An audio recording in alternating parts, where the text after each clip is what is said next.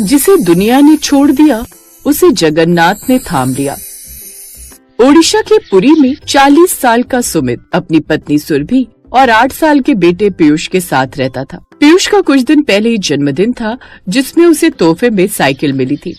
पापा, मैं अभी साइकिल चलाकर आता हूँ। पीयूष बेटा, अब थोड़ा पढ़ाई की तरफ भी ध्यान दे, या बस अब साइकिल ही चलाता रहेगा। उन तीनों का छोटा सा हंसता खेलता परिवार था।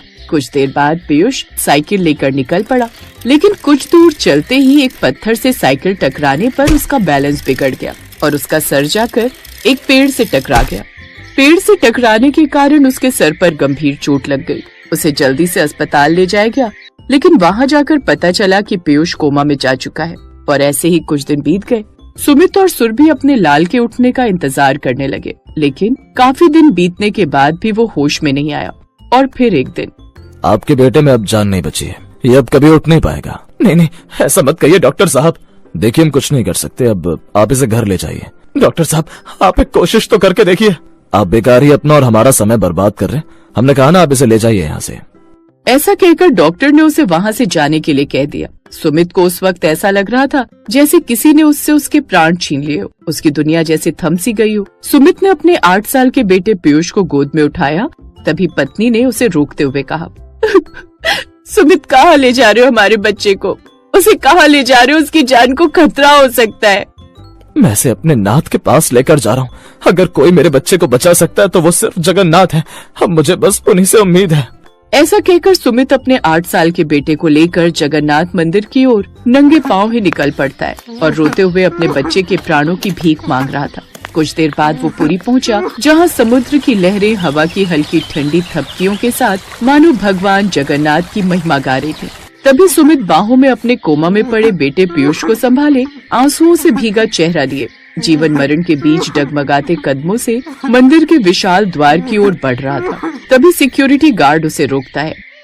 अरे अरे, कहाँ जा रहे हो? रुको। नाथ के पास। हे नाथ, मेरे बच्चे को बचा लो। नाथ, मेरे बच्चे को बचा लो। उस लाचार पिता को देख सिक्योरिटी गार्ड का भी मन पिघल गया और उसने उसे वहाँ से जाने दिया। अब वो बच्चे को लेकर सीधे मंदिर की ओर जाता है। वहाँ सभी श्रद्धालु उस लाचार पिता को देख रहे थे। मेरा बच्चा, कोई रास्ता बताओ। डॉक्टर कह रहे उम्मीद नहीं है। भगवान, अब बस तू ही सहारा है। कुछ देर बाद वो मंदिर की सीढ़ियों तक पहुंचा। पीयूष का शरीर बिल्कुल निर्जीव सा था, पंख की तरह हल्का पर दुख की तरह भारी। सुमित के कंधे कांप रहे थे। मंदिर के पुजारी ने दूर से आते हुए उसे देखा और आगे आए। अरे ऐसा मत करो भाई, बच्चे को ऐसे मत उठाओ, मैं मदद करता हूँ। नहीं पंडित जी, जब तक सांस है अपने बेटे को खुद उठाऊंगा। वही तो उम्मीद है मेरी, चाहे मेरी कमर ही क्यों न टूट जाए। पूरी भीड़ एकाएक शांत हो गई। सबकी निगाहें इस पिता बेटे पर ही टिक गई। सबने उसे रास्ता दिया। सुमित अपने बेटे को लेकर गर्भगृह के बिल्कुल सामने पहुंचा। विशाल दीपों की रोशनी, चंदन की सुगंध, शंखनाद, सब मिलकर एक दिव्य वातावरण बना रहे थे।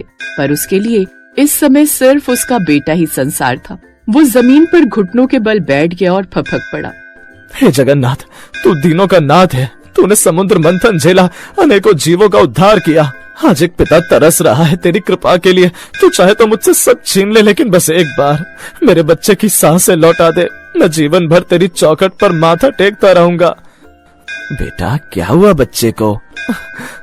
कुछ दिन पहले साइकिल से गिरा था, सिर पर चोट लग गई, तब से बस कोमा में पड़ा है। डॉक्टर हाथ खड़े कर चुके हैं, कहते अब कोई उम्मीद नहीं, लेकिन मुझे अपने नाथ पर भरोसा है, इसीलिए आज उसे जगन्नाथ जी के दरबार में लाया हूँ। ये सुनकर पुजारी की आंखें भी भर आईं। उन्होंने धीरे से कहा, भक्त भगवान की कृपा अपरंपार है। आओ, बच्चे को लाओ चरणामृत के पास, कुछ ही देर में आरती होने वाली है। उस वक्त लोगों की काफी भीड़ भी वहाँ एकत्रित हो गई। कुछ ही देर में आरती शुरू हुई। सभी उस बच्चे के जीवन के लिए प्रार्थना करने लगे। आरती के बाद भगवान जगन्नाथ का चरणामृत, गंगा जल, तुलसी, चंदन और दूध का मिश्रण एक छोटे से पात्र में रखा था। पुजारी ने कांपते हाथों से थोड़ा चरणामृत उठाया और धीरे धीरे उस बच्चे के माथे, होठ और हृदय पर छिड़कना शुरू किया। हे नाथ, जीवन तुझसे चले, तुझ में ही टिके, इसे फिर से सांस दे दे प्रभु। सुमित अपने बेटे का चेहरा थामे रो रहा था। मेरे बच्चे पीयूष। अचानक चरणामृत पड़ते ही पीयूष की उंगली हल्की सी हिली। पीयूष के दिल की धड़कन तेज हो गई। पंडित जी देखो देखो, उंगली हिली हिली पंडित जी। ये सुनकर भीड़ में हलचल मच गई। पुजारी ने तुरंत उसके सिर पर और चरणामृत छिड़का। जय जगन्नाथ। इस बार पीयूष की पलकों में कंपन हुआ, फिर होंठ थोड़े हिले और अगले ही पल बाबा। सुमित चीख उठा। मेरे लाल। अब पूरा मंदिर जय जगन्नाथ के नाम से गूंज उठा। पीयूष ने धीरे धीरे आंखें खोली। उसकी आवाज धीमी थी पर जीवित थी। बाबा हम कहाँ हैं? जहाँ जीवन नया मिलता है बेटा, जगन्नाथ के दरबार में। भगवान ने तुम्हारी सुन ली भक्त। तुमने अपना सब दुख भगवान के चरणों में डाल दिया और भगवान ने उस विश्वास की लाज रख ली। कई लोग भावुक होकर अपने हाथ जोड़ बैठे। सुमित ने हाथ जोड़कर कहा, मैंने अपने बेटे को खो दिया था। डॉक्टरों ने कहा था बचना मुश्किल है, पर आज समझ आया जहाँ इंसान हार मान ले वहाँ भगवान जीत जाते हैं। बेटा तुम नया जीवन लेकर उठे हो, इसे सत्कर्मों में लगाना। और सुमित बेटा, भगवान ने तुम्हारे विश्वास की परीक्षा ली और तुम्हें आशीर्वाद दिया है। पंडित जी मैं आज के बाद हर साल यहाँ आऊंगा और भगवान के प्रसाद का एक कण भी किसी गरीब को बांटे बिना घर नहीं लौटूंगा। यही तो सच्ची भक्ति है। बाहर निकलते समय पीयूष चल नहीं पा रहा था, इसलिए सुमित ने उसे गोद में उठा लिया। लोग रास्ता छोड़ छोड़ कर उन्हें देख रहे थे, जैसे एक चमत्कार को अपने सामने गुजरते देख रहे हो। आज भगवान ने फिर साबित कर दिया कि वो लकड़ी या पत्थर की मूर्ति नहीं, जीवित अनुभव है। घर पहुंचने पर पीयूष की माँ ने उसे जिंदा देखकर अपनी सुध-बुध खो दी। वो चीखी, पीयूष मेरा बेटा, भगवान। मत रो माँ, जगन्नाथ ने मुझे वापस भेजा है। जो भी भगवान पर विश्वास रखता है आज उसकी जीत हुई है। सुमित ने पूरे गांव को पुकारा। लोगों की भीड़ उमड़ पड़ी। सुमित ने सबको प्रसाद बांटा और प्रभु जगन्नाथ का गुणगान किया। डॉक्टर भी हैरान थे। ये तो मेडिकल साइंस से परे है। हम तो सोच रहे थे कभी होश में आएगा ही नहीं, यह संभव है। प्रभु की लीला देखकर डॉक्टर ने भी दोनों हाथ जोड़ दिए। न सिर्फ डॉक्टर और श्रद्धालु बल्कि पूरा देश ये खबर जानकर हैरान था। अब भक्तों की श्रद्धा जगन्नाथ पर और भी ज्यादा बढ़ गई। प्रभु जगन्नाथ ने भी ये साबित कर दिया कि जब भी उसके भक्त को जरूरत होती है तब वो अपने भक्त की मनोकामना पूर्ण करने के लिए जरूर आते हैं।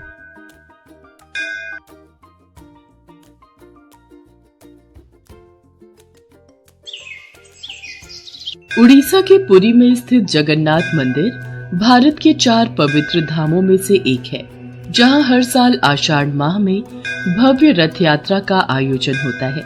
हिंदू धर्म में जगन्नाथ रथ यात्रा का बहुत अधिक महत्व है। जगन्नाथ मंदिर में भगवान जगन्नाथ विराजमान हैं, जो कि श्री हरि विष्णु के अवतार श्री कृष्ण का ही रूप माने जाते हैं। जगन्नाथ का अर्थ होता है जगत के नाथ। आषाढ़ मास की द्वितीय तिथि को ये रथ यात्रा शुरू होती है और शुक्ल पक्ष के 11वें दिन भगवान की वापसी के साथ इस यात्रा का समापन होता है। भगवान जगन्नाथ के मंदिर से जुड़ी एक पौराणिक कथा के अनुसार मध्य भारत में इंद्रद्युम्न नाम के एक राजा रहते थे। उनकी राजधानी का नाम अवंती था। वो भगवान विष्णु के बहुत बड़े भक्त थे और हमेशा भगवान विष्णु के दर्शन के लिए इच्छुक रहते थे। एक बार एक ऋषि घूमते हुए उनके महल में आ पहुँचे और राजा से बोले, राजन, उड़ीसा में भगवान विष्णु के भव्य रूप नील माधव को पूजा जाता है, लेकिन वो जगह उड़ीसा के कौन से हिस्से में है ये आपको पता लगाना पड़ेगा। क्या आप सत्य कह रहे हैं ऋषि श्रेष्ठ? ये सुनकर तो मेरा मन भगवान विष्णु के दर्शनों को लालायित हो गया है। राजा इंद्रद्युम्न अत्यंत आनंदित हो उठे और तुरंत महल के मुख्य पुजारी के भाई विद्यापति को आदेश दिया कि वो ओडिशा जाकर नील माधव की खोज करे। राजा के आदेश अनुसार विद्यापति ओडिशा भ्रमण करने निकल पड़े। बड़ी ही लंबी यात्रा के बाद जब विद्यापति ओडिशा पहुंचे तब उन्हें कुछ गुप्तचरों के माध्यम से पता चलता है कि सबरों के मुखिया विश्ववासु एक गुप्त गुफा के अंदर नील माधव की पूजा करते हैं। विद्यापति विश्वासु के पास गए और बोले, महाशय, कृपा करके आप मुझे देव पूजा का स्थान दिखा दीजिए। मैं विश्वास के साथ यहाँ आया हूँ। नहीं नहीं, मैं तुम्हें उस स्थान पर नहीं ले जा सकता, मुझे माफ करो। अब मैं क्या करूँ? यदि ऐसे ही वापस गया तो महाराज को क्या जवाब दूंगा? मुझे कोई और रास्ता ढूंढना होगा। विद्यापति उसी गांव में रुक गया। कुछ ही दिनों में विद्यापति को विश्ववासु की बेटी ललिता से प्यार हो गया और दोनों ने शादी भी कर ली। शादी के कुछ दिन बाद विद्यापति ने अपनी पत्नी से कहा, ललिता सुनो, क्या तुम नील माधव की सिर्फ एक झलक दिखाने के लिए अपने पिता से कह सकती हो? तुम्हारे पिता तुम्हारी बात नहीं टालेंगे। ठीक है, पिताजी को आने दो, मैं बात कर लूंगी। ललिता अपने पिता से बात करती है। ठीक है, पर मेरी एक शर्त है। विद्यापति मेरे साथ आंखों पर पट्टी बांध कर जाएगा। विद्यापति शर्त मान लेता है, पर वो बड़ी ही चालाकी से अपने साथ कुछ सरसों के दाने ले जाता है और गुप्त गुफा तक पहुंचने के रास्ते को याद रखने के लिए रास्ते में सरसों के दाने गिराते हुए जाता है। गुप्त गुफा में पहुंचने के बाद जब विद्यापति ने नील माधव की दिव्य छवि को देखा, तब वो उन्हें देखता ही रह गया। गुप्त गुफा से लौटकर विद्यापति ने राजा इंद्रद्युम्न को सब कुछ बताया। तब राजा इंद्रद्युम्न भी अपने प्यारे भगवान के दर्शन के लिए तुरंत निकल पड़े। लेकिन जब राजा इंद्रद्युम्न विद्यापति के साथ गुप्त गुफा में पहुंचे, तब उन्हें वहां कुछ नहीं दिखा। नील माधव अंतर्धान हो चुके थे। यहाँ पर तो कुछ भी नहीं है। प्रभु कहाँ गए? महाराज, मैंने यही उनके दर्शन किए थे, पर अब वो यहाँ से अंतर्ध्यान हो गए हैं। राजा इंद्रद्युम्न निराश होकर महल में लौट आए। उसी रात उनके सपने में भगवान विष्णु आए और बोले, राजन, तुम पुरी के समुद्र तट पर जाओ। वहाँ तुम्हें एक लकड़ी का लट्ठा मिलेगा जो पानी में तैर रहा होगा।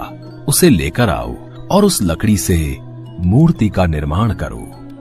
राजा इंद्रद्युम्न ने इस संदेश का पालन किया और वो पुरी के समुद्र तट पर पहुंच गए और वहां उन्हें सचमुच एक लकड़ी का लट्ठा पानी में तैरता हुआ दिखाई दिया। लेकिन राजा इंद्रद्युम्न के सेवकों के लाख कोशिशों के बावजूद भी कोई उस लकड़ी के लट्ठे को उठा नहीं पा रहा था। अंत में कबीले के सरदार विश्ववासु की सहायता से उस लकड़ी के लट्ठे को महल में लाया गया, परंतु उस लकड़ी के लट्ठे से कोई भी कारीगर नील माधव की छवि तराश नहीं पा रहे थे। महाराज, हमारे लिए ये कार्य करना असंभव है। हम इस लकड़ी के लट्ठे से कोई भी मूर्ति नहीं तराश पा रहे हैं। हमें क्षमा कीजिए। जब इस काम को करना नामुमकिन हो गया, तब भगवान विष्णु ने फिर से राजा के सपने में दर्शन दिए और कहा, राजन, तुम देवताओं के शिल्पकार विश्वकर्मा की आराधना करो। वो इस कार्य को अवश्य पूरा करेंगे। भगवान विष्णु के कहने पर राजा इंद्रद्युम्न ने देवताओं के शिल्पकार श्री विश्वकर्मा से प्रार्थना की। तब वो सबके समक्ष एक बूढ़े बढ़ई के रूप में प्रकट हुए और राजा इंद्रद्युम्न से बोले, राजन, मैं आपको विश्वास दिलाता हूँ कि मैं कुछ ही दिनों में तराश कर मूर्तियाँ तैयार कर दूंगा, लेकिन मेरी कुछ शर्तें हैं। जी प्रभु, बोलिए। मुझे आपकी सारी शर्तें मंजूर हैं। मैं भगवान श्री विष्णु की मूर्ति को 21 दिनों में बनाकर तैयार कर दूंगा, पर मैं ये कार्य अकेले में एक बंद कक्ष में रहकर करूंगा। अगर किसी ने भी मेरा कार्य पूरा होने से पहले कक्ष के द्वार को खोला तो मैं कार्य को अधूरा छोड़कर चला जाऊंगा। मुझे आपकी सारी शर्तें मंजूर हैं। कृपा करके आप कार्य को आरंभ कीजिए। और फिर भगवान विश्वकर्मा ने कक्ष के द्वार बंद कर लिए और अपने कार्य में लग गए। लोगों को उस कमरे से सिर्फ आरी, छेनी और हथौड़ी इत्यादि की आवाजें सुनाई देती थी। लेकिन 15 दिनों बाद जब रानी गुंडिचा को कमरे से कोई भी आवाज सुनाई नहीं दी, तब वो घबरा गई और राजा इंद्रद्युम्न से बोली, महाराज, जिस कक्ष में मूर्ति बनाने का कार्य चल रहा है, वहाँ से कोई भी आवाज नहीं आ रही है। कहीं वह बूढ़ा कारीगर भूख प्यास के कारण मर तो नहीं गया? आप एक बार कक्ष को खोलकर देख तो लीजिए, कहीं हमारे सिर कोई पाप न लग जाए। पर महारानी, हमें उन्होंने यही शर्त रखी थी कि 21 दिन से पहले उस कक्ष का द्वार न खोला जाए। कहीं कोई अनहोनी हो गई तो? महाराज, ऐसे भी तो हम चिंता में हैं। कक्ष को खोले बिना कुछ पता नहीं चलेगा। रानी गुंडिचा ने राजा इंद्रद्युम्न से कक्ष का द्वार खोलने की जिद की। आखिर में कक्ष के द्वार को खोला गया और राजा इंद्रद्युम्न के ऐसा करते ही वो बूढ़ा कारीगर बने भगवान विश्वकर्मा गायब हो गए और अपने पीछे आधी बनी 3 मूर्ति छोड़ गए। राजा इंद्रद्युम्न को इस बात से बहुत दुख पहुंचता है कि उन्होंने विश्वकर्मा की बात को नहीं माना और शर्त के नियम तोड़ दिए। इसी कारण प्रभु जगन्नाथ के हाथ और पांव आधे बने हुए हैं। राजा इंद्रद्युम्न ने उसी रूप में उन मूर्तियों की स्थापना की जो आज जगन्नाथ मंदिर के नाम से प्रसिद्ध है। जहां श्री कृष्ण भगवान जगन्नाथ के रूप में बड़े भाई बलराम और छोटी बहन सुभद्रा के साथ विराजमान है। प्रभु जगन्नाथ को भी बुखार होता है, उनको भी दवाई दी जाती है।